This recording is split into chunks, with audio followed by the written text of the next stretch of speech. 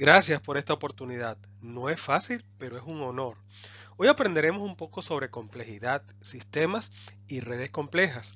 He dividido este taller en 4 partes más una opcional. Cada parte tiene su propio contenido, un resumen y preguntas para saber cuánto has podido entender del tema. De esta manera, este taller he tratado de hacerlo lo más autodidáctico posible. Y recuerda que estaré a la orden para responder tus preguntas o para conversar sobre el tema. Antes de iniciar, quiero expresar mi agradecimiento a mis profesores del United Redit en Venezuela, la doctora Nancy Chavino, la doctora María González, la doctora Crisalida Villegas, la doctora Valesca Perdomo, la doctora María Estela, la doctora Rosa Pérez, el doctor Saa y el doctor Barza. También quiero darle mi agradecimiento a mi tutora, a mi profesora que está lejos, que está en España, la profesora María Aurora Martínez de la UDIMA, la Universidad a Distancia de Madrid. Gracias por sus enseñanzas.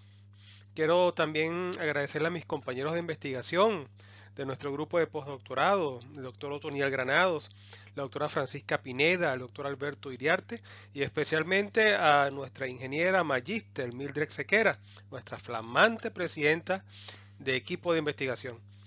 Este taller está dedicado con mucho cariño y respeto a la profesora Nancy Chavino, por la que hoy estoy aquí.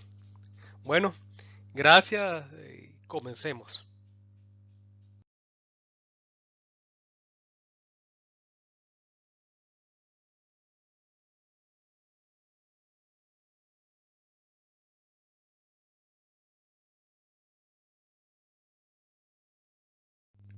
Tantas ideas, tantas cosas que nos vienen a la cabeza cada vez que escuchamos la palabra sistemas. Nosotros mismos la utilizamos todos los días y a veces no entendemos muy bien el real significado.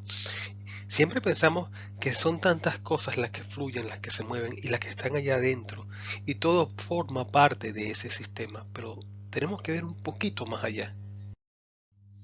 Imaginemos nuestro sistema como una nube de ideas o de cosas, de objetos, que de alguna manera también tienen vida propia, identidad, pero que todos, en conjunto, tienen una razón para existir.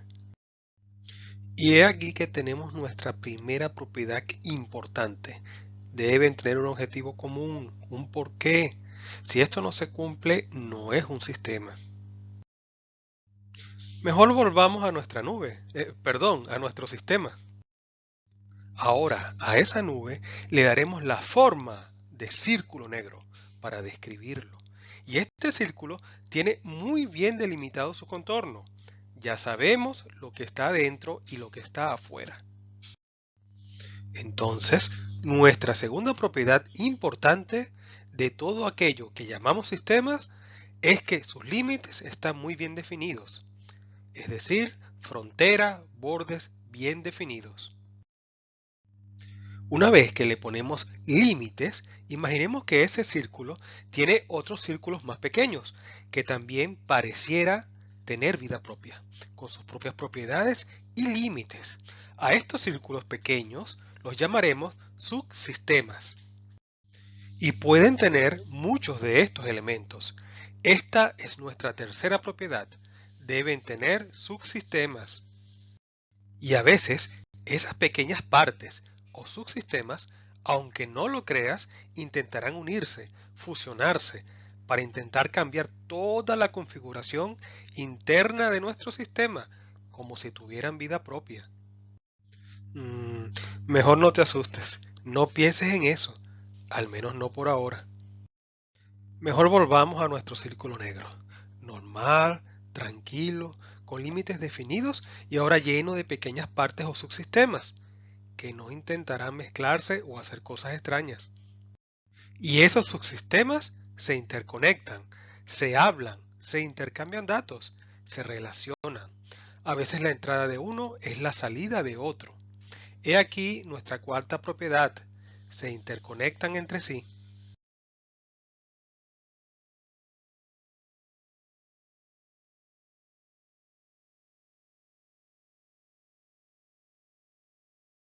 Olvidémonos por un momento de lo que hay adentro, de estos subsistemas, Volvamos a nuestro confortable círculo negro, tan solitario en este momento, pero que ahora descubriremos una gran verdad. Pues bien, ese círculo negro o sistema es solo uno más de muchos, de cientos, quizás de miles que están a nuestro alrededor, que parecieran en un principio no se relacionan, pero que forman parte de un todo, de un universo. Y la vida es hermosa y simple, y todos hemos venido aquí para ser felices. Fin de la historia, y todos seremos felices para siempre. ¡Qué hermoso! Pues no. Hay tantas definiciones de sistemas como autores. Pareciera muy confuso, y eso lo veremos en otros conceptos importantes, como el de complejidad o el mismo pensamiento complejo. En ingeniería y ciencias físicas escucharemos de sistemas abiertos o de sistemas cerrados. Y estos son apenas ejemplos de sistemas físicos con los que interactuamos todos los días. El mismo concepto aplica a los sistemas bancarios, informáticos, de negocios, sociales. Solo son propiedades para describir de alguna manera cómo los sistemas se relacionan con el exterior. Mejor regresemos nuevamente a nuestro círculo negro, con límites definidos y lleno de pequeñas partes o subsistemas que se relacionan entre sí. Recuerden, se interconectan unos a otros. Y he aquí nuestra primera definición importante. Nuestro querido sistema estático, estable, predecible, nunca cambia. La expresión práctica del determinismo científico, tan querido por nuestros profesores de bachillerato y universidad. Una buena imagen mental es recordar una tubería de agua. Recuerden, lo que entre será lo que salga. Claro, ya más avanzados, entenderemos el concepto de pérdida, o mejor dicho, de error estadístico. Y si ya quieren pensar un poco en inteligencia artificial y específicamente Machine Learning, empezaremos a hablar de sesgo o peso cualitativo de la información. Pero esa es otra historia. Pero nuevamente pareciera que nuestro amigo Sísifo se empeña en recordarnos que la vida no es fácil. Veamos por qué. Nuestro querido y predecible círculo negro, nuestro sistema estático, bien delimitado y quizás internamente lleno de pequeños sistemas o subsistemas, pareciera moverse, estar vivo, querer decirnos algo. Y más extraño, pareciera que las hasta ahora estables y bien conocidas interrelaciones entre los subsistemas cobran vida, tratan de alguna manera de recordarnos que están vivas, que quieren cambiar.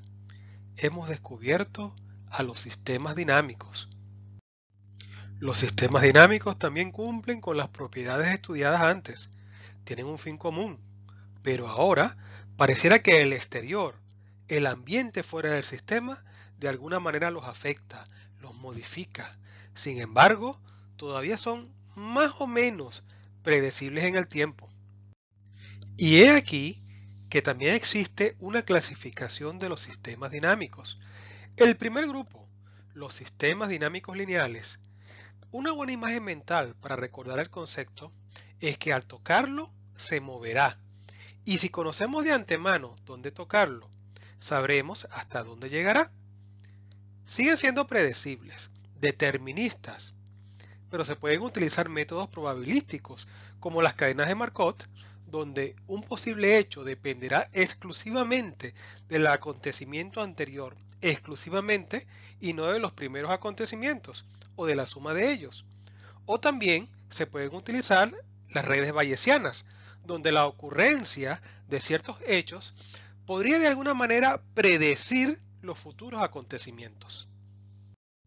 Fíjate que ya el concepto de tubería de agua o el de la suma 1 más 1 es igual a 2, poderosamente lineal y determinístico, encuentra limitaciones aquí. Hay que verlo desde otra perspectiva. Por ejemplo, ya no será una hermosa y firme línea recta con la que podamos graficar los fenómenos acontecidos. Será una línea recta, pero construida tomando en cuenta los errores y desviaciones de nuestros resultados experimentales. En Machine Learning, nuestro aprendizaje de máquina, muchas veces se utilizarán métodos como el de mínimos cuadrados para construir una línea. Eso se denomina regresión lineal.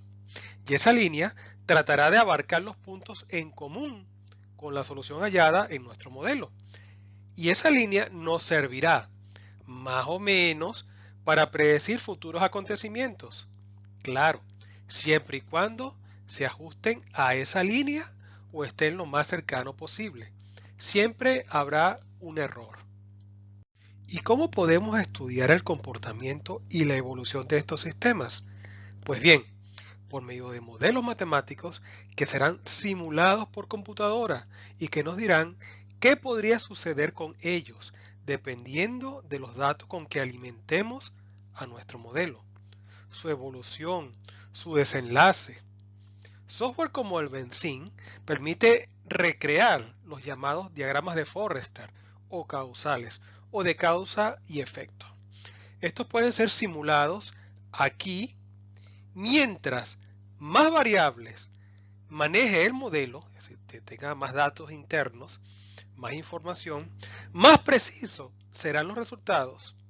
El problema radica en la gran cantidad de información que requieren y muchas veces encuentran limitaciones computacionales que restringen las expectativas.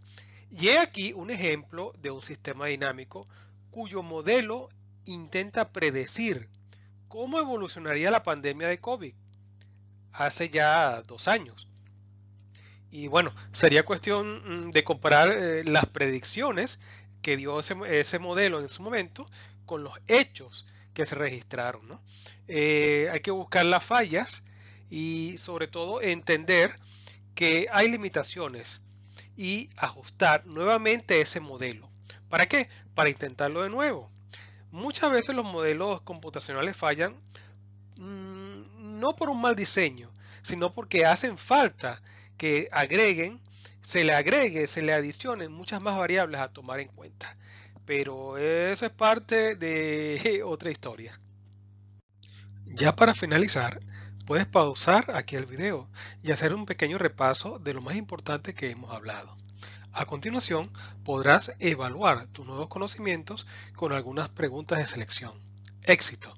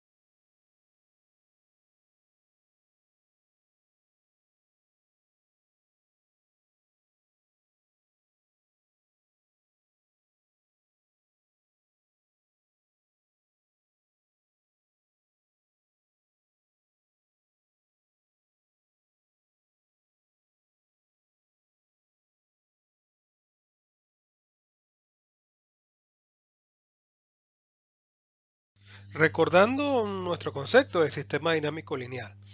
Por ejemplo, sabemos que al tocarlo, la onda dentro del círculo se moverá. Y si conocemos de antemano dónde tocarlo, sabremos dónde llegará y cómo lo hará. Bueno, sigue siendo predecible, determinista, aunque muy complicado, y no tan exacto en cuanto a las predicciones, como todos quisiéramos, o estamos acostumbrados con nuestros sistemas estáticos.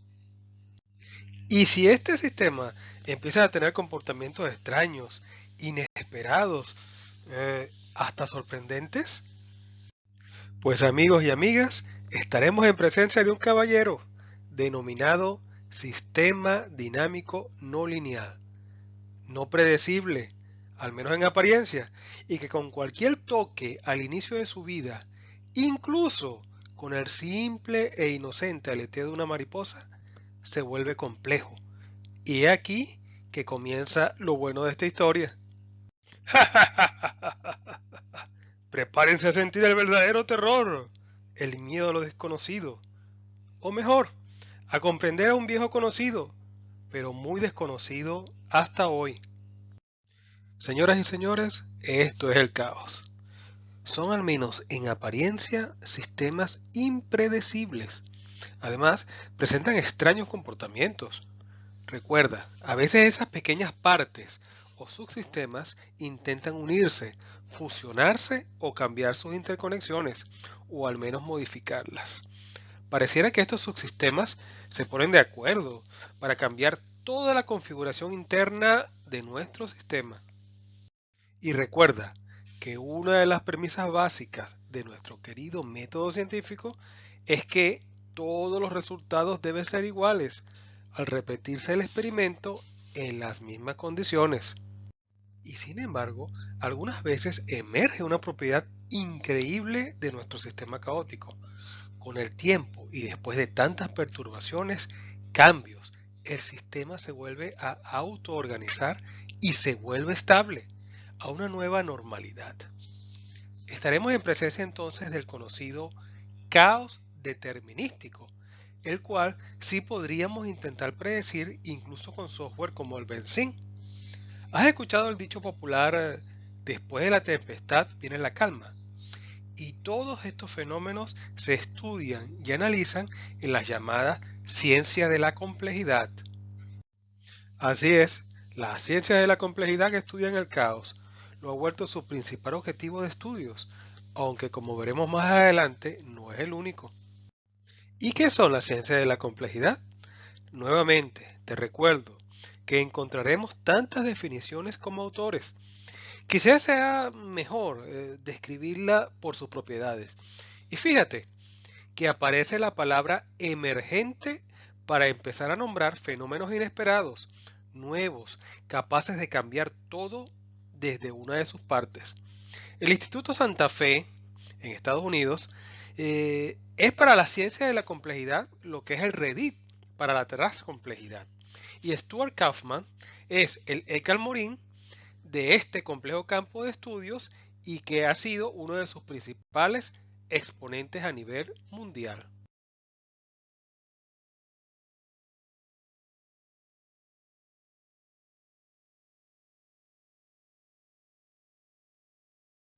¿Quién no ha escuchado el famoso efecto mariposa?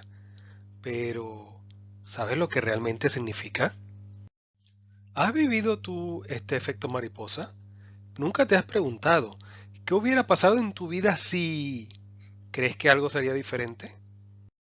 Y pensar que todo nació de un libro de ciencia ficción, de una idea, de una filosofía que muchos sentían que era verdad, pero que no había podido ser llevada al mundo científico, a las matemáticas, hasta que un día Lorentz trató de diagnosticar el clima.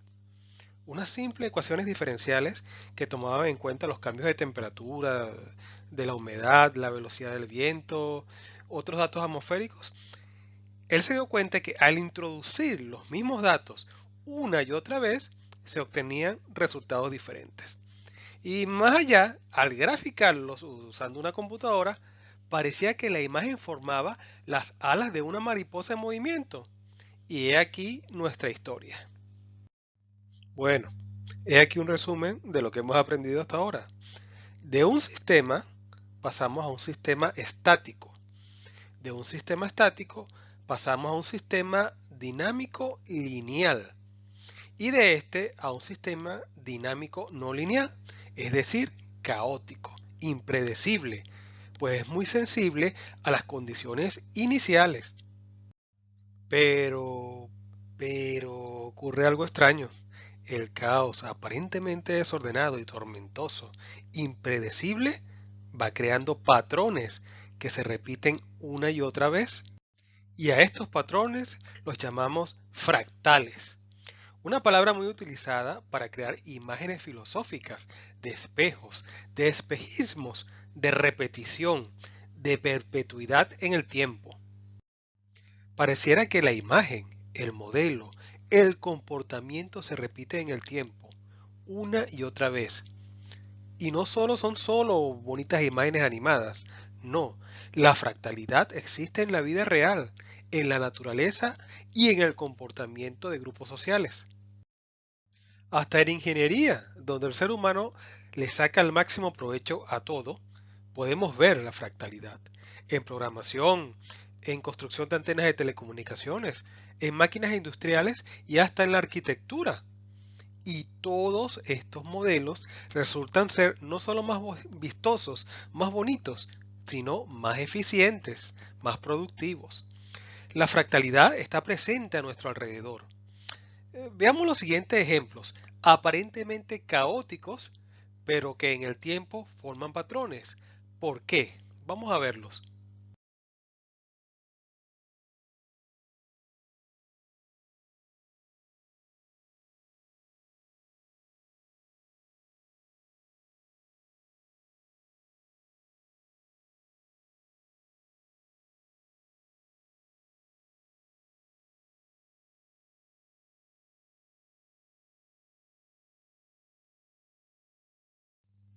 Todos estos ejemplos, como te dije, tienen un porqué. Hasta en las relaciones humanas, todo comportamiento sigue patrones. ¿Cómo quisiéramos saber las consecuencias de nuestras acciones en un mundo tan complejo? Por ejemplo, lo que comenzó hoy con una simple muestra de cariño, mañana puede terminar de forma impensable. Yo mismo conocí un caso muy especial en nuestro propio grupo de investigación y miren que me quedará de recuerdo para toda la vida. Tantas películas, ciencia ficción, pero en la realidad sí hay mucha gente investigando y muy seriamente esta área. ¿Por qué? Quizás para desenredar esa nube extraña y descifrar sus secretos, aparentemente sin ningún orden ni explicación, y así darle formas para poder utilizarlos y tratar de conocer con antelación qué sucederá con ellos. ¿Se imaginan todo lo que podríamos hacer con estos conocimientos? O quizás simplemente para adivinar el futuro y así convertirse en los nuevos aprendices de brujo de nuestros tiempos.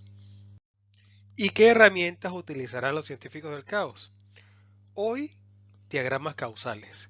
Mañana, la llamada computación de reservorio, que no es más que una familia de algoritmos basados en redes neurales profundas o deep learning. Estos han dado una muestra exacta de señalar el camino para predecir con gran precisión sistemas dinámicos caóticos, aunque eso sí, a corto plazo, solamente instantes, segundos, y esto es dadas las limitaciones de la informática actual. Pero una vez establecida la computación cuántica, que es miles de veces más potente y rápida que la computación actual, incluso de grandes redes de supercomputadoras, será cuando los verdaderos avances para predecir el caos vendrán a nosotros y debemos estar preparados. Se me olvidaba. La ciencia de la complejidad también estudia la teoría de juegos. La probabilidad, con su expresión matemática en los procesos estocásticos, nos ayuda a entender cuál podría ser nuestra mejor estrategia en juegos de azar, pero también en los juegos de la vida, cuando tomar decisiones requiere algo más allá que la simple suerte, si es que eso existe. Postdata.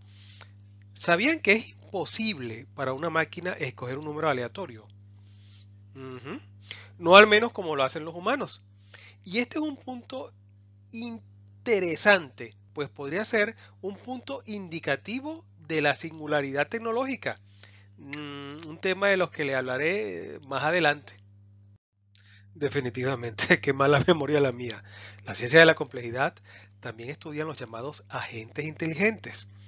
Y no son videojuegos, son seres artificiales pensantes. Claro, quizás como lo podría ser una bacteria o el organismo celular más simple. Estos agentes inteligentes no son más que pedazos de software, solo requieren una mínima programación. Por ejemplo, no chocar, no estrellarse, aprender a equilibrarse, a comer, a buscar comida, a reproducirse, a unirse a un grupo o a morir si no encuentras comida o compañía. Claro, la computadora simula el ambiente, pero como estos agentes vivirán y se desarrollarán en continuas generaciones evolutivas, es un misterio. No lo sabemos. Y he aquí la belleza de esta área de estudios. Estos agentes parecían tomar sus propias decisiones, basadas en un primitivo instinto de supervivencia. Tienes que comer, tienes que sobrevivir, tienes que dormir, tienes que hacer lo posible para mantenerte vivo. Por supuesto, a medida que van evolucionando, las últimas generaciones, los que sobrevivieron, habrán aprendido cómo hacer bien sus tareas. Y lo más importante, seguirán con vida para transferir sus genes, sus habilidades a las próximas generaciones, así como lo hace la evolución en la especie humana. Ya para finalizar, puedes pausar aquí el video y hacer un pequeño repaso de lo más importante que hemos hablado. A continuación, podrás evaluar tus nuevos conocimientos con algunas preguntas de selección. Éxito.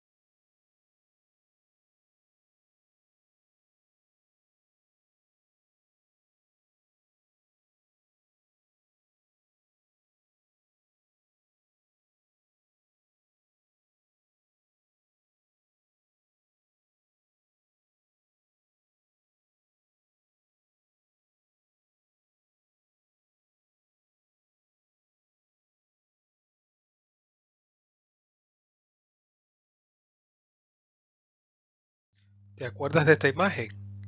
Y recuerdas también que más extraño, pareciera que hasta las ahora estables y bien conocidas interrelaciones entre los subsistemas cobran vida. Tratan de alguna manera de recordarnos que están vivas, que quieren cambiar. Y recuerda también que así descubrimos a los sistemas dinámicos. Recuerda también que a veces esas pequeñas partes o subsistemas intentan unirse, fusionarse para cambiar toda la configuración interna de nuestro sistema y que estos se vuelven muy susceptibles a los mínimos cambios iniciales. Pues eso ha sucedido. Ahora tenemos un sistema dinámico complejo o si te gusta mejor, caótico. Hagamos un ejercicio mental, como si usáramos un microscopio gigante o unos binoculares. Primero déjame darte la idea de lo que es un vórtice. Es el momento exacto y extraño cuando el agua, por ejemplo, está a punto de hervir o de transformarse. Realmente es un estado extraño, donde parece que los acontecimientos son inevitables. Ahora bien, recuerda que siempre el ver las cosas o los problemas desde lejos o desde afuera ayuda a tener otra perspectiva, incluso de la vida. Lo que es caótico sin sentido para nosotros, que estamos en pleno centro de la acción, o sea, en el vórtice, visto por otros desde arriba o desde lejos, les parecería que nuestro caos no es más que parte de un orden, prácticamente un píxel más en la gran pantalla de la vida. Bueno, como en nuestra autopista, imaginemos entonces que podemos ver a cientos de sistemas independientes, sin importar de qué tipo son, ni su tamaño, ni su importancia. Todo lo veremos desde la altura de nuestra imaginación y nos vamos acercando y ya empezaremos a ver más detalles. Y más detalles. Vamos a poner atención hasta que percibimos, gracias a nuestra visión especial de rayos X, lo que sería una especie de microuniverso invisible, en movimiento, lleno de hilos, donde a pesar de tener al frente cientos de sistemas independientes, realmente podemos ver que estos están interconectados por hilos, enviando, recibiendo, tomando información, interactuando, hablando entre ellos en un gran y aparente silencio.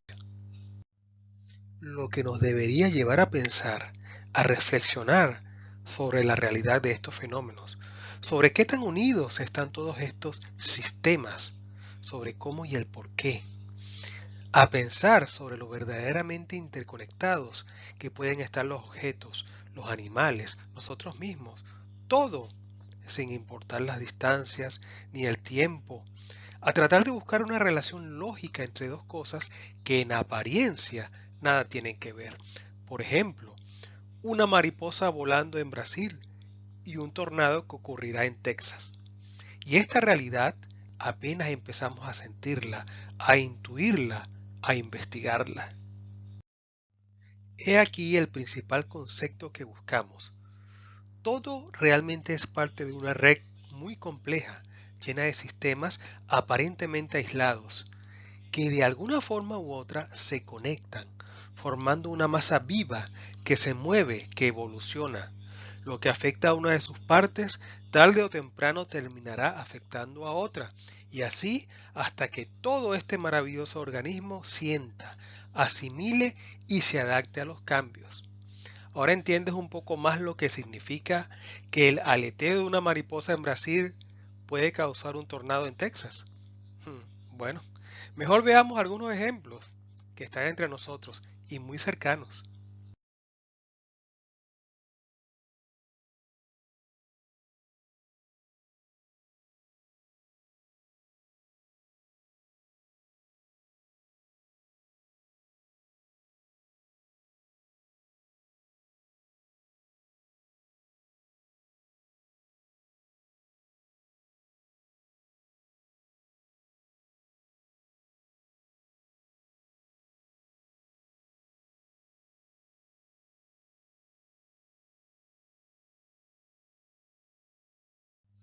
tanto en la vida como en la tecnología, y todas estas redes complejas nos rodean.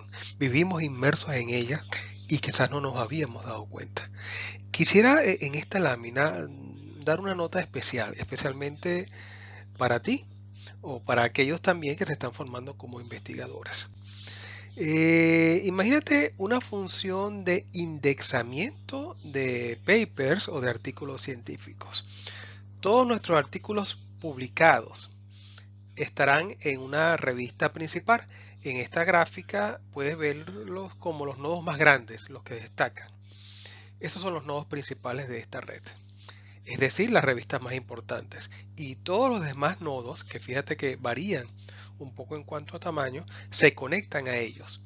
E igualmente, los buscadores web de artículos científicos como Google Scholar o como lo fue Microsoft Academic eran grandes nodos.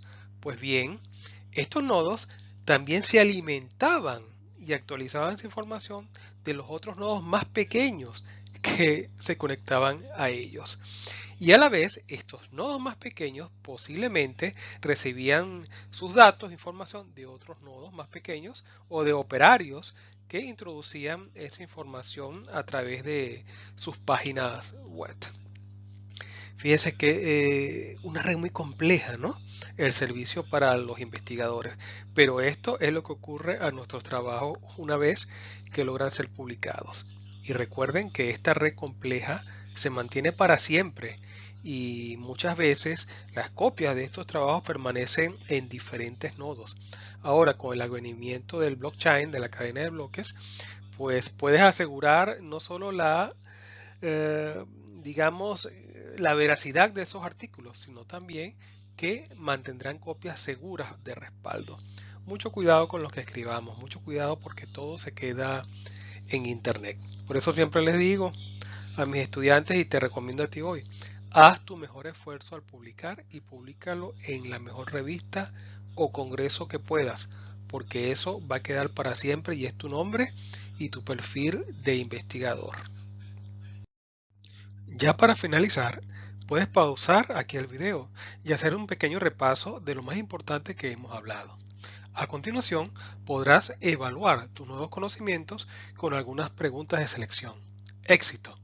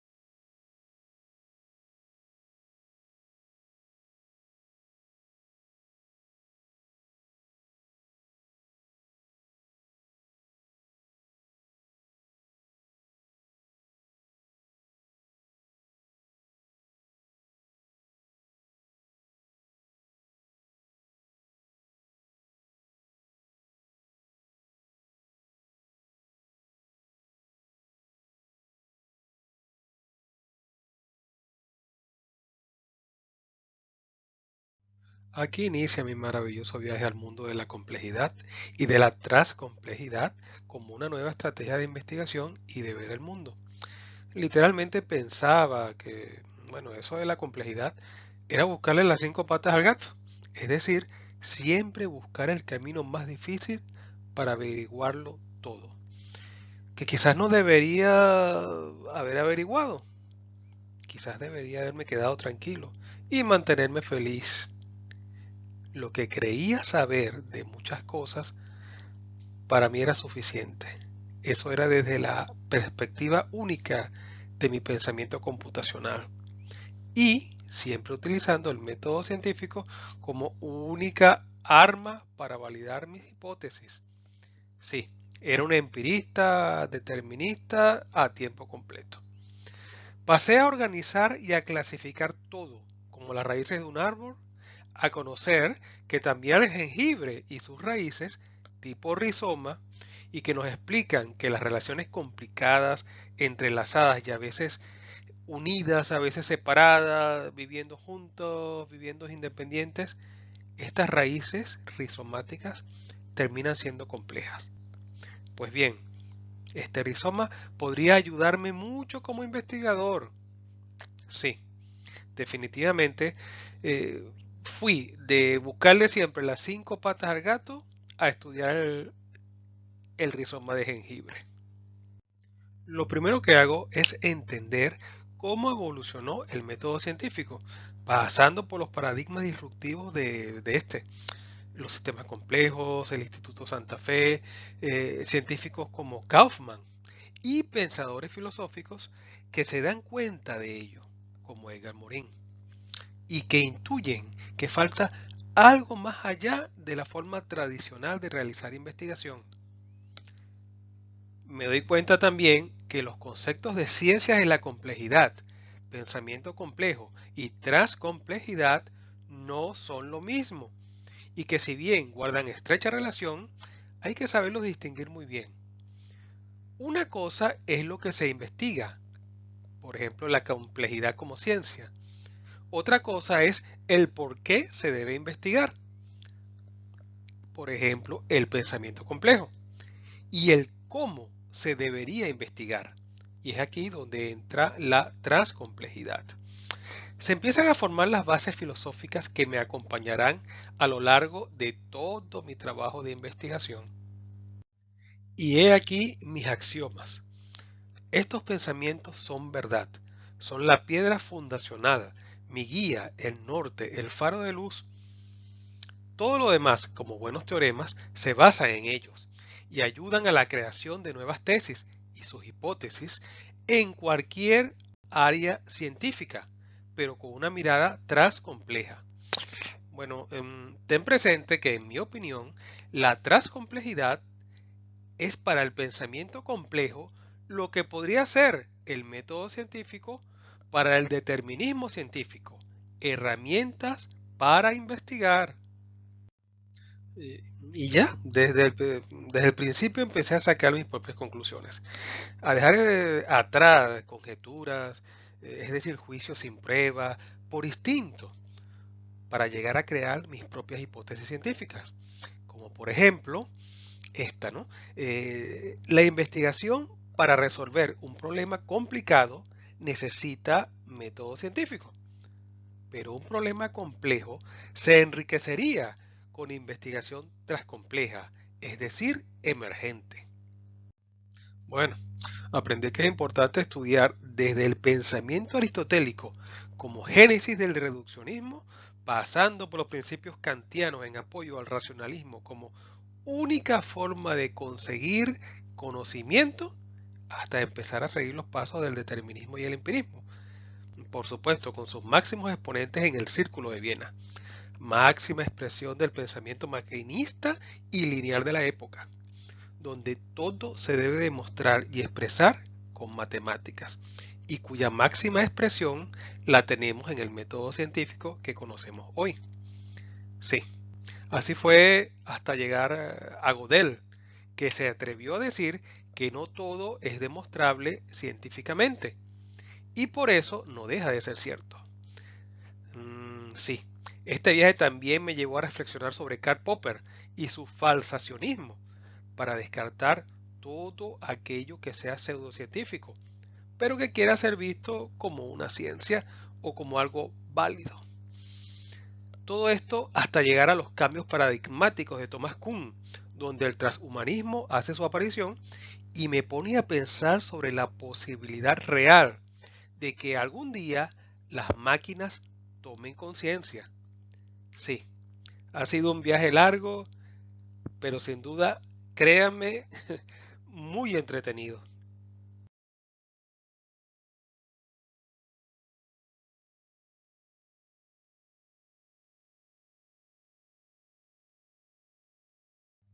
Mis primeros pasos en esta investigación. Ver toda la tecnología de la Internet de las cosas, de los sensores, como un sistema dinámico complejo, o transformarlo, y luego simularlo uniendo todo el proceso a un principio de investigación basado en transcomplejidad. En esta primera parte, bueno, todavía era feliz, inocente y sonreía todos los días, antes de empezar a andar por los complejos caminos que me esperaban. Bueno, seguiría estando feliz y sonriente, pero ya no tan inocente. ¿Por qué? Bueno, andar en este camino también me puso a reflexionar sobre los problemas éticos.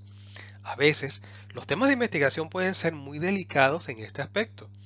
Por ejemplo, la búsqueda de la singularidad tecnológica o conciencia de las máquinas, según mi punto de vista, necesariamente debe pasar por revisar los trabajos de investigadores en el tema del transhumanismo. Pero aquí hay que conocer ambas verdades, la buena y la mala. Tener sesgos en una investigación científica solo trae como consecuencia que ésta pierda su estricta imparcialidad como nuevo elemento del conocimiento. Es precisamente aquí, en este punto, donde todo se vuelve más reflexivo, más filosófico. Aquí es cuando analizamos lo bueno y lo malo de nuestra investigación. Aquí es cuando debemos respondernos preguntas difíciles. Por ejemplo, en mi experiencia, no solo tuve que cuestionarme el uso del método científico como herramienta, sino también preguntarme si el mismo producto que resultara de mi investigación podría traer consecuencias peligrosas. Y créeme, implicaciones filosóficas muy complejas pasaron por mi cabeza, que van más allá de entender las limitaciones al método científico que, entre comillas, nos ha acompañado y nos seguirá acompañando toda la vida, sino también tener que entender los riesgos a los que nos enfrentaremos en las ciencias de la complejidad en nombre de la humanidad. También fue parte de este viaje de transformación personal salir de mi cueva y tener que entender las fortalezas, oportunidades, las debilidades y hasta las amenazas de todo este proceso. Es parte de este camino. Y entendí que para que pueda haber un cambio paradigmático en el pensamiento de los investigadores, este debe ser dado desde la formación inicial de estos posibles investigadores. Es decir, enseñarles tras complejidad antes de que empiecen a investigar y no solo utilizarla para hacer trabajos o tesinas, sino como método de pensamiento. Créanme, luego será muy difícil que estos logren adaptarse. Recuerda siempre esta frase, es difícil llenar un vaso de agua cuando ya está lleno. Esta lámina es muy especial para mí. Representa mi trabajo. Investigación emergente en inteligencia artificial y sistemas complejos. Camino para detectar la singularidad tecnológica. El camino blanco a la derecha es como yo encontré que otros grupos de investigación han abordado el tema. De un modelo determinista puramente empírico y gestionado por el método científico inductivo, que de alguna manera nos indica que esta singularidad tecnológica vendrá paso a paso y como resultado de una serie de eventos probabilísticos que pudiesen ser predichos, pensados utilizando redes bayesianas. Bueno, yo difiero un poco de este pensamiento. Del otro lado de la lámina, el camino negro a la izquierda es mi propio diseño. Es el planteamiento que hago partiendo de una concepción compleja de ver las cosas. Es un modelo más racionalista, falsable y aprovechando los cambios paradigmáticos que pueda traer el transhumanismo como área de estudio, hasta utilizar modelos estocásticos, probabilísticos, markovianos, simulando en computador y por medio del aprendizaje de máquina eventos caóticos que se alimentan de grandes redes del conocimiento, como lo son del Big Data, Google, cadenas de bloques, el blockchain y el Internet de las cosas. Sí, pienso que todo vendrá de golpe y sin previo aviso, así que debemos estar preparados. La singularidad tecnológica no es juego, trae muchísimas implicaciones buenas y malas. En fin, he aquí mi historia de todo lo que tuve que abarcar en este viaje de investigación y que me permitió que pudiese ver la diferencia entre estos dos grandes caminos. Una concepción del mundo antes y después de aprender tras complejidad. El camino filosófico, el cómo justificar epistémicamente esta investigación, el cómo seleccionar las herramientas adecuadas, los métodos, comprender las teorías requeridas, las restricciones éticas de mi trabajo e incluso a reconocer las debilidades de otros trabajos, fue mi mayor meta alcanzada en la estancia de investigación con la Universidad Tecnológica del Centro, la UNITED, y la Red de Investigadores de la Transcomplejidad, el REDIC de Venezuela. Actualmente, la parte de ingeniería aplicada, de machine learning, de simulación, de análisis de redes complejas de conocimiento, la desarrollo junto al Grupo de Investigación de Ingeniería del Conocimiento y Tecnologías de la Universidad a Distancia de Madrid, la UDIMA de España. Y he aquí algunas herramientas de ingeniería necesarias para llegar al análisis de los fenómenos complejos de esta investigación. Usando computación e inteligencia artificial, especialmente Machine Learning, para extraer y analizar datos provenientes de la nube Google y de las redes del conocimiento conectadas a ellas. Por ejemplo, programación en Python Spark para el tráfico y el análisis de Big Data. Se utilizarán herramientas de desarrollo para inteligencia artificial como RapidMiner. Se van a extraer datos de redes complejas usando Neo4j, herramientas de Deep Learning, es decir, redes neurales profundas, con Google TensorFlow, hasta posiblemente llegar a la optimización computacional de los procesos de cálculo con herramientas OpenWino, que sacan el máximo poder de procesamiento al hardware de los servidores distribuidos por toda la red y que tengan placas Intel. En fin, todo esto en laboratorios virtualizados, accesibles por Internet. Toda esta tecnología forma parte de esta investigación y crecerá más cuando estén disponibles los recursos para realizar simulaciones y predicciones utilizando computación cuántica.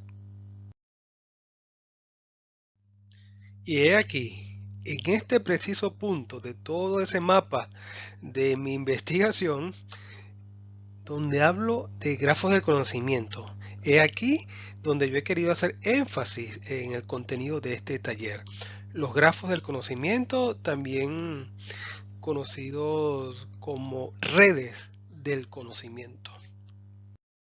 Y el software utilizado será Neo4j, una herramienta libre, gratuita, pero muy poderosa, que está a disposición de cualquier investigador. Si tienes algo de conocimiento de teoría de bases de datos, bueno, pues imagínate que este tipo de repositorios no utiliza tablas, ni claves principales, claves maestras. Solamente se construyen los nodos. Y estos se interconectan entre sí, una conexión de nodos, por medio de enlaces que comparten propiedades en común. Esto es un gran avance en tecnología de base de datos y hoy utilizada ampliamente, por ejemplo, por Google con su buscador y sus servicios y por servicios como la Wikipedia. Esta herramienta me permitirá y te permitiría a ti también analizar miles de bases de datos y nodos de gestión de sensores para Internet de las Cosas, pudiendo toda esta data ser verificada por una red blockchain asociada, obteniendo así la seguridad sobre la integridad de los datos que utilizarías para alimentar tus modelos complejos, formando en sí misma una verdadera red compleja de información, lista para ser analizada y utilizada por ti. Ya para ir terminando, colocaré aquí algunas de mis más importantes reflexiones sobre la que ha sido mi investigación tras compleja o emergente y que he basado en el estudio de las ciencias de la complejidad, especialmente en poder detectar el momento de ocurrencia de la conciencia de las máquinas, si es que ésta llegara a ocurrir realmente. Se necesita algo más que el método científico y las formas tradicionales de hacer investigación. Es evidente, no podemos cerrar los ojos ante una realidad que ya está comprobada, como los fenómenos físicos que ocurren a nivel subatómico, biológico, molecular, o en los mismos eventos complejos y caóticos que observamos todos los días. Sinceramente, pienso que una investigación compleja debería poder dar respuesta a una investigación relacionada con problemas en el campo de la complejidad. De no ser así, deberían ser realizados los cambios o actualizaciones necesarias para que esto pueda suceder. La misma filosofía de la transcomplejidad permite evolucionar y crecer de acuerdo a los cambios requeridos por el desarrollo tecnológico y científico. Recuerdo haber pasado horas estudiando resúmenes sobre la obra de Edgar Morin, especialmente en la Biblioteca Digital de la Universidad Federal do Rio Grande del Sur, en Brasil, y pude extraer muchas frases, ¿no?, que he utilizado en este trabajo. Esta me gustó mucho también. La complejidad necesita una estrategia. Bueno, aquí humildemente doy mis sugerencias, ¿no? Mis posibles estrategias para aplicar en el paradigma de la transcomplejidad y para investigaciones relacionadas con ciencias de la complejidad. Este es un aporte que doy a este campo tan bonito, a esta forma emergente de realizar investigación. Bueno, como dije al principio, no deberíamos confundir términos como ciencias de la complejidad, pensamiento complejo y transcomplejidad. La transcomplejidad se desarrolla en base al pensamiento complejo de Edgar Morin como herramienta de investigación, que a la vez basa gran parte de su obra en conceptos fundamentales de la complejidad como ciencia. Mi intención ha sido no solo aplicar la transcomplejidad de forma práctica a un tema de investigación basado en ciencias de la complejidad, como lo es el uso del aprendizaje de máquina para detectar eventos caóticos ocurridos en redes complejas y que indiquen, mediante análisis markoviano, que ha ocurrido un evento improbable como lo es el de la singularidad tecnológica. No, no, no, no, no, no. No solo eso, sino también he querido dar mis aportes al mismo desarrollo de la transcomplejidad como estrategia válida y eficiente para investigar temas en ciencias de la complejidad. Ahora en este punto he querido colocar en esta lámina mi reflexión final, acompañada de mis principales frases guías que alentaron mi trabajo. Esto es para ti también. Ahora que nos despedimos, bueno, quisiera dar un mensaje para mis compañeros de programa postdoctoral y para ti que hoy me escuchas. Como tú aproveches tus estudios, es tu opción personal. No esperes que otros te digan qué hacer. Si en verdad investigas con pasión, el camino lo encontrarás por ti mismo y sabrás aprovechar el tiempo de otros con mucho más experiencia que tú para hacerlo. Y aquí también quiero expresar mi agradecimiento a los investigadores y profesores de la red de investigación de la transcomplejidad, el REDIT, y a mi propio grupo de investigación de postdoctorado por WhatsApp. Cuántas sonrisas y anécdotas, cómo hicieron llevadero este camino.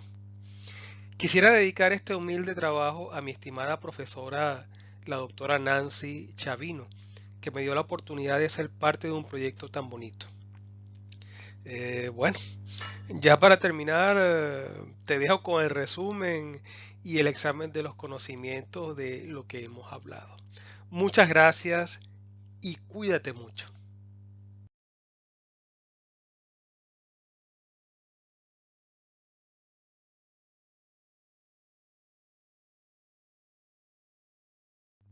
Ya para finalizar, puedes pausar aquí el video y hacer un pequeño repaso de lo más importante que hemos hablado. A continuación, podrás evaluar tus nuevos conocimientos con algunas preguntas de selección. Éxito.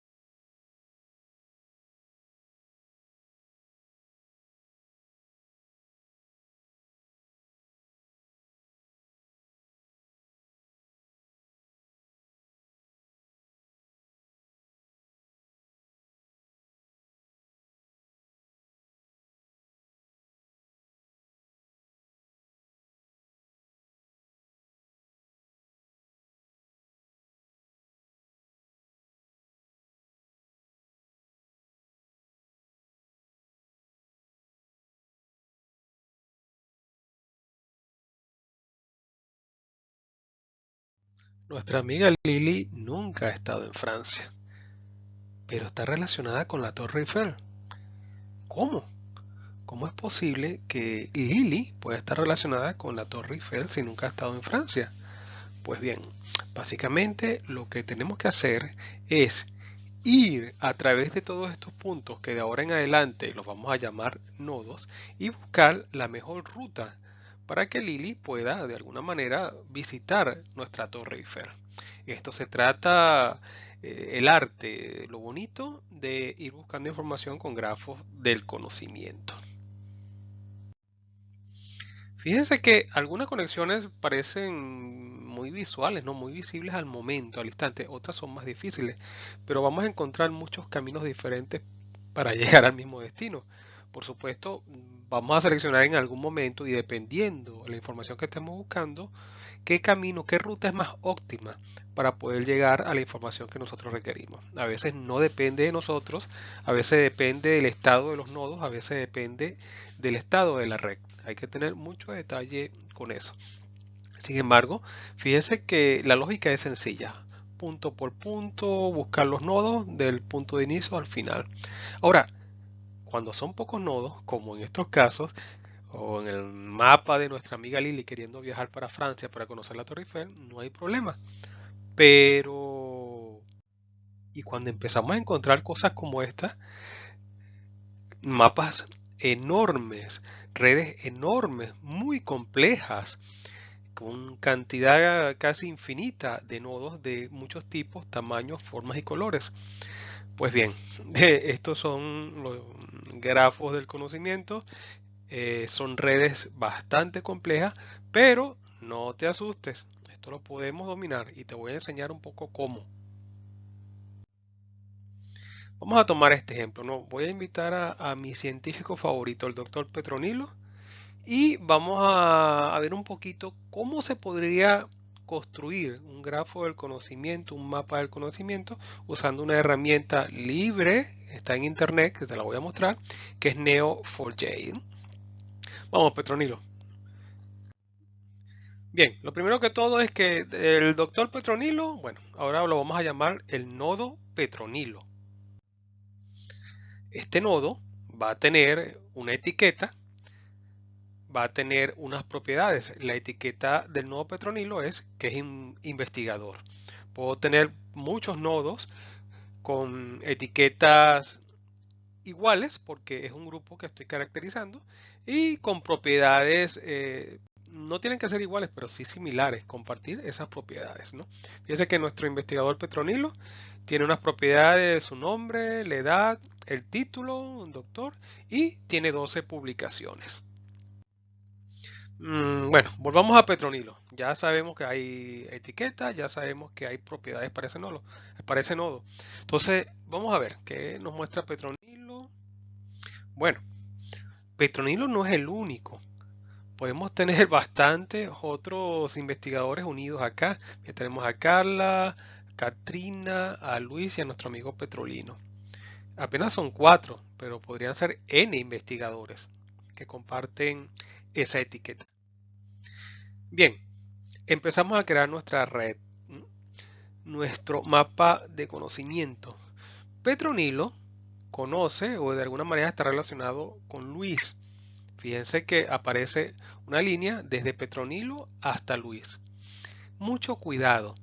El hecho de que Petronilo se relacione directamente con Luis no significa que Luis se esté relacionando con Petronilo.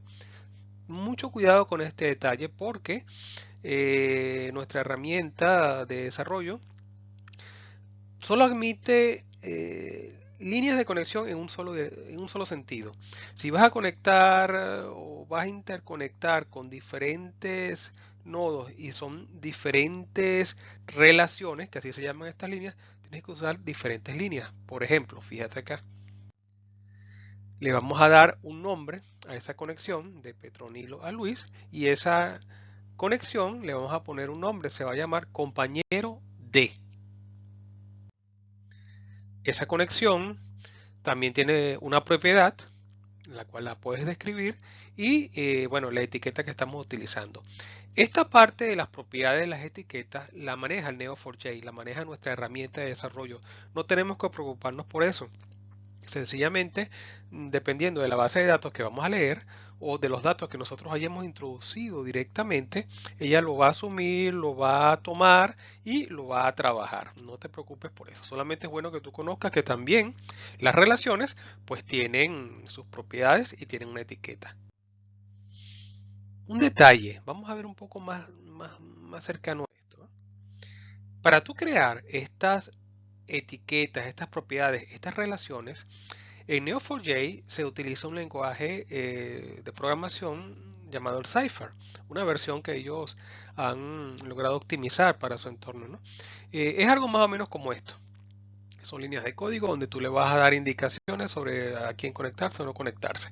No te voy a explicar programación ahorita, no te voy a explicar código, pero sí te voy a decir algo muy bueno. Neo4j es una herramienta muy gráfica, muy visual y son pocas las oportunidades que vas a necesitar escribir código, lo que lo hace una herramienta ideal para aprendiendo no solamente programación, sino también el mundo de los grafos, el mundo de los mapas grafos, un mundo maravilloso. Bueno, así como Petronilo y Luis tienen diferentes relaciones, pues mira, Petronilo, nuestro doctor, también tiene relaciones con Carla y con Katrina. Tenemos que señalárselas.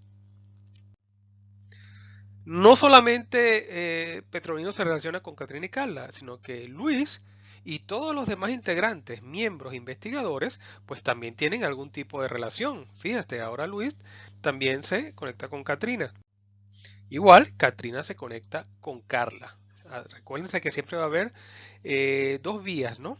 Compañero de y compañero de. Pero Katrina conoce a Carla y Carla conoce a Katrina. Es muy importante que siempre lo recuerdes. Un pequeño detalle, a ver si te diste cuenta aquí, ¿no? Y te lo voy a poner como un ejemplo muy llamativo.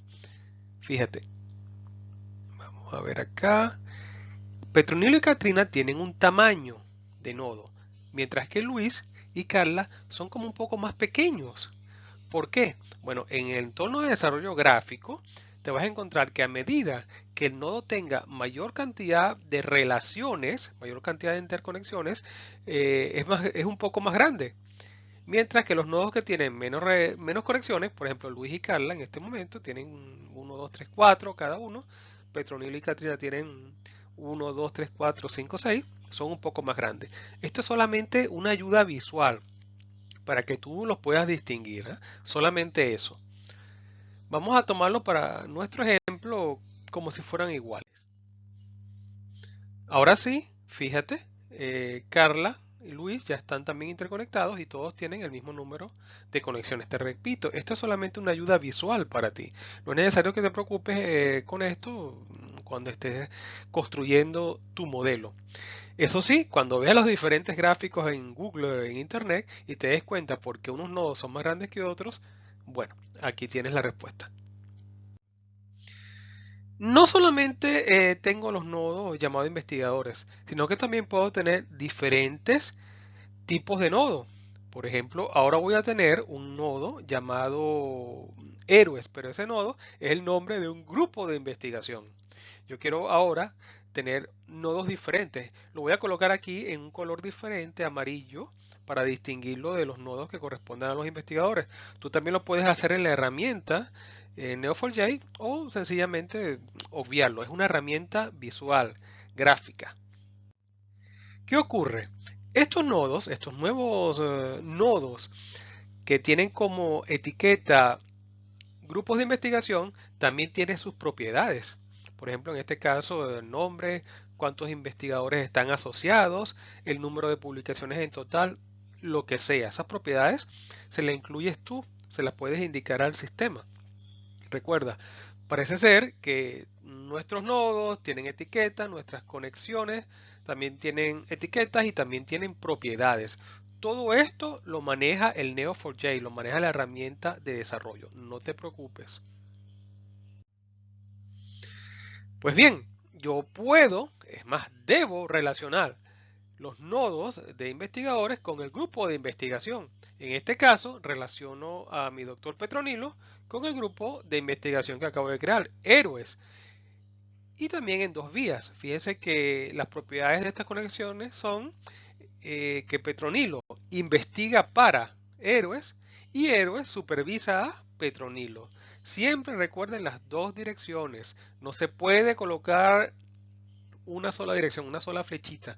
Siempre las dos porque tienes dos diferentes relaciones. Lo hacemos también para Carla, para Katrina y para Luis. Y de esa manera ya hemos creado un mapa bastante interesante, ¿no? De mi grupo de investigación Héroes y los integrantes, los investigadores Petronilo, Carla, Katrina y Luis están interconectados entre ellos y también relacionados con el grupo de investigación. Pues bien, así como tengo un grupo de investigación Héroes, pues tengo otro grupo de investigación que se llama Postdoc. Y también hay otros investigadores que están participando en este proyecto. Por ejemplo, imagínense que son los grupos de investigación del postdoctorado. Entonces, tengo otro grupo de investigación que se llama Postdoc, también lo coloqué en amarillo, y tengo investigadores que están en el mismo color azul. ¿Qué hago aquí? Bueno, puedo crear las mismas dependencias, las mismas relaciones, las mismas conexiones. Exactamente igual que como hice con Héroes. Ahora tengo a Héroes y Postdoc. Fíjense que es la misma lógica. Los investigadores están interconectados con ellos como compañeros. Ellos están investigando para el grupo, el postdoc. El grupo los supervisa. Fíjense todas las relaciones que están saliendo. Ahora bien, estos grupos de investigación, postdoc y héroes, están relacionados con el Reddit, que es nuestro centro madre, el control de todo esto, el que está gerenciando todo esto. Pues bien, ¿qué ocurre aquí? Se relacionan de esta manera. El grupo héroes informa al Reddit y Reddit supervisa a héroes. Estas relaciones son creadas por ti, dado tu trabajo, lo que tú estés buscando. Pueden ser n número de relaciones, las que tú quieras colocarle, puedes colocar el nombre que tú quieras y el sentido lógico que tú quieras. Es solamente en este caso para expresarte cómo la lógica de esas relaciones entre el grupo de investigación y el Reddit, que es el que lo va a supervisar. Hago lo mismo con el grupo de investigación postdoc, fíjense, siempre en dos vías y ya de esta manera he creado una red ya que empieza a ser compleja. ¿Por qué? Porque acuérdense que cada uno de estos investigadores y cada uno de estos grupos es un ser viviente, propio, con ideas, se mueve, cambia, evoluciona, es dinámico. Y eso nos pone a pensar que muchos cambios pueden ocurrir. Pero la ventaja de haber creado ya esta red compleja es que siempre voy a poder mantener comunicación, ya no solamente entre los mismos integrantes de un grupo, por ejemplo postdoc, sino también entre integrantes del grupo héroes y los integrantes del grupo postdoc. ¿Gracias a quién? Por ejemplo, si Petronilo de alguna manera quisiera conversar o llegar a un acuerdo o investigar con Francisca, pues bien, va a seguir esta ruta de conexión hasta llegar a su objetivo, hasta Francisca. Va a poder enviar y va también a poder recibir datos por la misma ruta. ¿Qué ocurre en caso de que haya un problema con alguno de los nodos que integran esta ruta? Pues bien, afortunadamente, si Petronilo llega a perder conexiones con este nodo, pues a través de sus otros compañeros va a poder enviar sus requerimientos hasta llegar a Francisca.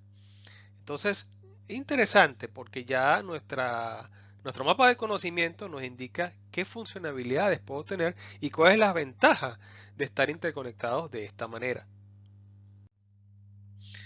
Pero vamos a hacerlo más interesantes. La Unitec, que es la universidad, digamos, nuestra alma mater en este posgrado, pues nada, también tiene una relación con los diferentes grupos de investigación, con el Reddit y con los investigadores. ¿Cuál es esa relación? Pues bien, vamos a colocarle esta. En doble vía, supervisa A e informa A. Y fíjense, ya tengo una conexión lógica hecha, ya tengo una conexión entre la Unitec, la universidad y cualquiera de los integrantes de estos grupos de investigación, porque son parte de mi red. Pero cuidado, esto apenas está comenzando. En este caso, la UNITEC es una universidad, pero esa universidad está adscrita, por ejemplo, a Venezuela, a las universidades de Venezuela. ¿Y qué ocurre si nosotros hacemos también conexiones? Pues bien, vamos a encontrar que este mapa se está volviendo cada vez más complejo. ¿Por qué? Porque solamente estamos viendo un lado de toda esta ecuación. Puede haber muchas otras universidades o muchos otros centros de investigación adscritos también a este nodo que se está convirtiendo como el nodo más grande, el de universidad. Entonces, está creciendo. Esta es una mínima parte de lo que puede llegar a ser un nodo complejo, ¿no? Una red, un mapa de redes complejo basado en la información que yo le estoy suministrando. No crean que las propiedades de las relaciones son tan sencillas. Tampoco piensen que el número de conexiones está limitado a 2, a 3 o a 4. No, eso depende de cualquier número de relaciones que tú puedas establecer cuando estés haciendo la búsqueda de información en la base de datos que contiene los datos de todas estas personas, de todos estos nodos, de todos estos centros. Aquí solamente, por ejemplo, les coloqué 3, 4, 5, 6. Eso no tiene un límite, ¿verdad? ¿Por qué? Porque mientras más vías de conexión yo tenga, teóricamente voy a tener más caminos para poder asegurarme retribuir o enviar datos e información que van a ser muy valiosos para cualquier miembro de los nodos. Pero esto se complica un poco más. Fíjense que habíamos visto como que cierta jerarquía, ¿no? Cierta jerarquía como una pirámide. Por ejemplo, el investigador se conectaba a su grupo de investigación, el grupo de investigación se conectaba al Reddit, el Reddit a la UNITEC la UNITEC era controlada por algún instituto universitario en Venezuela. Pues cada nodo también puede tener conexiones diferentes, distintas, directas a otros nodos que no tienen nada que ver con los nodos a los cuales ellos están conectados simultáneamente. Eso lo vuelve un nodo bastante complejo, un nodo importante, porque ese nodo puede servir en algún momento como un puente hacia cualquier otro nodo de la red. Por ejemplo, yo quisiera buscar información desde el Ministerio, la Coordinación de Universidades en Venezuela, hasta, por ejemplo, la investigadora Mildred, pues tendría que pasar toda esta ruta. Tengo esta ruta disponible, pero también podría utilizar otra ruta, que es la ruta del Unitec, la conexión con Luis, la conexión con Héroes, Reddit, Postdoc, Mildred. Entonces, fíjense la importancia del establecimiento de todas estas rutas y de todas estas propiedades que pueden ser bastante complejas. También recuerden que cada una de estas conexiones también tiene sus propias propiedades, tiene sus etiquetas y tiene sus propiedades. Cada uno de estos elementos, cada uno de estos nodos, cada una de esta conexión está viva y esos datos que están acá no tienen que ser fijos. Esto va variando con el tiempo. Quizá si tengamos la oportunidad, si te digo a tener la oportunidad de explicarles en algún momento todo lo relacionado con Big Data y Machine Learning, porque esto es una parte muy bonita, que es cuando tú estás extrayendo datos de bases de datos y tienes que volverte una especie de artista para tú poder seleccionar, limpiar, filtrar los datos que realmente requieres de cada uno de estos nodos. Me llama la atención que acaba de aparecer un círculo rojo por acá, o parte del círculo parece una sombra. Si a ustedes les parece que esto es grande y se vuelve muy complejo, fíjense en lo que ocurre ahora. Resulta ser que ese nodo más grande, rojo, aglutina a otros nodos, a otros países. Este podría ser, por ejemplo, Latinoamérica, ¿verdad? A otros países, N países. Y cada uno de esos países interconecta a sus grupos de investigación, sus universidades, sus investigadores. Pero va más allá, porque esos grupos de investigación, esas universidades, esos investigadores también pueden tener sus propias conexiones a otros grupos de investigación, a otras universidades, y cada vez se vuelve más compleja esta red. pero para nosotros es una ventaja enorme poder encontrar muchísimas vías de comunicación para nosotros extraer la información que necesitamos. Y esto sigue creciendo. Ya no solamente estaremos hablando de Latinoamérica, Centroamérica, Estados Unidos, pues, México, universidades de Europa, de Oriente, de Asia, y cada una de estas se va a interconectar. Y fíjense lo que nació de un punto inocente buscando información del doctor Petronilo, ahora se ha vuelto una red enorme, inmensa. Esto es los fundamentos que yo le quería explicar a ustedes un poco de cómo es que se van formando estas redes tan complicadas. Cuando ustedes busquen en Google y vean esos mapas tan extraños llenos de puntitos grandes, pequeños, de colores, se originaron gracias a este pensamiento, a esta relación. Vamos ahora nosotros a buscar esta página web. Esta es la página web de Neo4j. Aquí les coloqué para que escriban. Este es el Sandbox, este es un browser. No necesitas hacer la instalación completa del software, lo puedes hacer si tienes la oportunidad de hacerlo. Es gratis, pero requiere algunos recursos de tu computadora. Y aquí les coloco el código para los que tengan teléfono celular, pues lo puedan buscar más rápido. Vámonos para allá entonces. Vámonos entonces a la página web de Neo4j Sandbox. Aquí tú puedes ejecutar y crear tus mapas, tus redes complejas directamente desde el browser sin necesidad de instalar el software. Fíjate, esta es la ventana que aparece.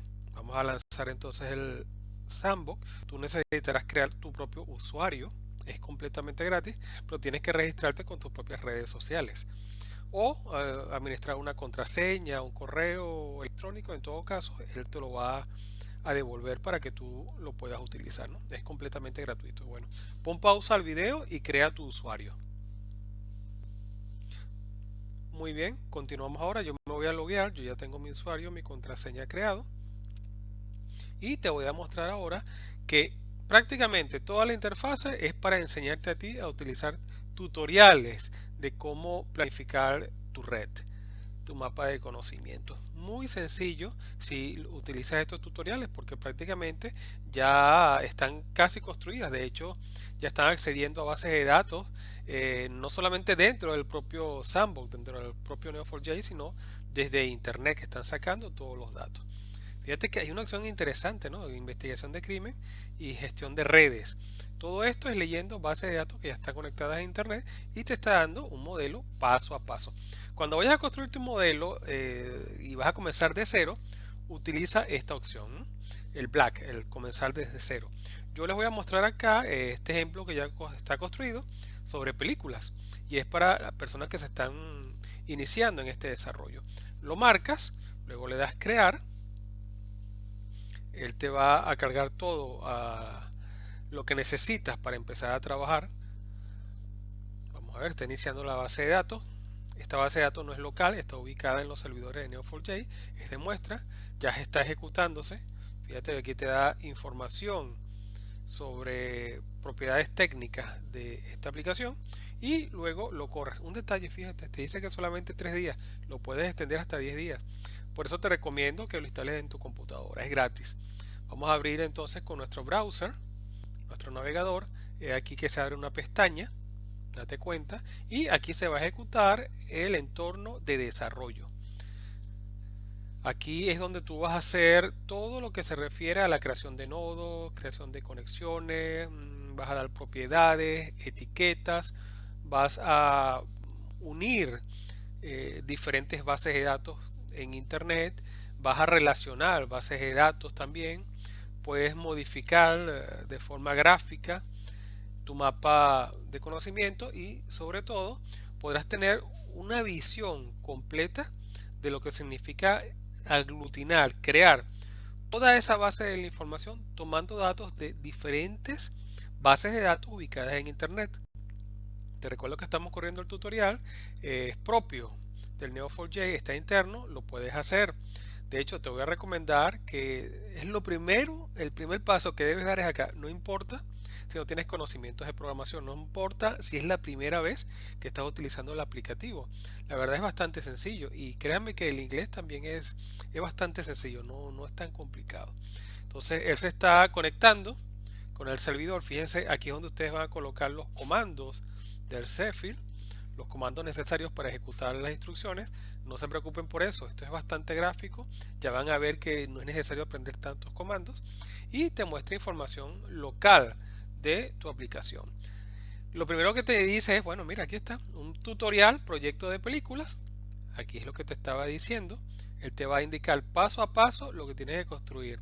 Aquí está leyendo una base de datos que al mismo tiempo está conformada de otras pequeñas bases de datos que tienen información sobre películas. Bien interesante. Y te dice paso a paso lo que tienes que hacer. Fíjate también que aquí, por ejemplo, de este lado, aparecen características propias del entorno. Tú puedes revisarlo, comandos de ayuda, te va a decir las ventajas de registrarte, la configuración y sobre todo los manuales, las licencias que tú puedes utilizar para hacerte un experto en este aplicativo. Bueno, vámonos otra vez a la parte de base de datos, lo que me interesa. Aquí están los nodos, como lo había explicado, los diferentes nodos que tienen, los tipos de relaciones y algunos conectores. Esto lo vas a aprender también poco a poco. Bueno, ya que estoy acá, voy a utilizar mi tutorial. Y el tutorial de Cypher, que es el lenguaje de programación, tú lo puedes ir haciendo paso a paso. Yo voy a hacer lo siguiente. Haces clic acá, fíjate aquí esta pestaña, haces clic y automáticamente él coloca el comando aquí. ¿Qué tienes que hacer ahora? Sencillamente ejecutarlo. Y esta es la respuesta que te da el Cypher. Esto es lo que acabas de ordenarle al entorno de diseño. Fíjate que ya está extrayendo datos de las bases de datos que está conectado y te lo muestra de forma gráfica. Estos son los nodos que él extrajo de esa base de datos. Fíjate también que lo puedes ver ya los que son programadores, los que tienen experiencia. Esto es más código, pero a ti te interesa la parte gráfica. Vamos a verlo un poco más grande aquí. Fíjense, ya empiezan a aparecer nuestros nodos. Vamos a minimizarlo por acá. Vas a seguir este tutorial, son 11 pasos solamente. Fíjate, paso a paso, él te va indicando. Tú lo vas a hacer, aquí habla de nodos y relaciones. Voy a copiar, yo lo que hago es copiar, fíjate, hago clic y automáticamente se coloca el comando, lo ejecuto y ya me empiezan a aparecer lo que son las relaciones. Interesante, ¿no? Este es como se acuerdan cuando colocábamos nuestro grupo de investigación. Bueno, aquí está una visión de cómo los va creando automáticamente el Neo4j. Vamos a ver un poco más grande. Lo puedes mover, desplazar. Esta es la parte gráfica, la parte bonita, la parte que a mí me gusta mucho. Bueno, todo el tutorial lo vas a ejecutar en todos los pasos. Eso te lo voy a dejar a ti para que vayas aprendiendo poco a poco cómo tú puedes de alguna manera crear tus propias mapas de conocimiento que son espectaculares. Fíjate, por ejemplo, esta opción, Tom Han, vamos a ver qué hace Tom Han por acá. Haces la opción acá. Yo no estoy siguiendo el tutorial, yo voy a dejar que tú lo sigas paso a paso. Él te dice acá, mira, todo lo que consiguió de la información relacionada con Tom Han. Vamos a ponerlo un poco más pequeño. Fíjate cómo está tu grafo, cómo ha crecido. Enorme. Vamos a verlo a pantalla completa. Toda la información que ha sacado relacionada con Tom Han en las películas. Claro, aparece también Tom Hanks y cómo él se relaciona con otros actores, con otras películas. Esto es tu mapa del conocimiento, bastante complejo. Una herramienta muy útil, especialmente para los investigadores que estamos comenzando en este mundo y que sobre todo buscamos acceder a información que está en internet.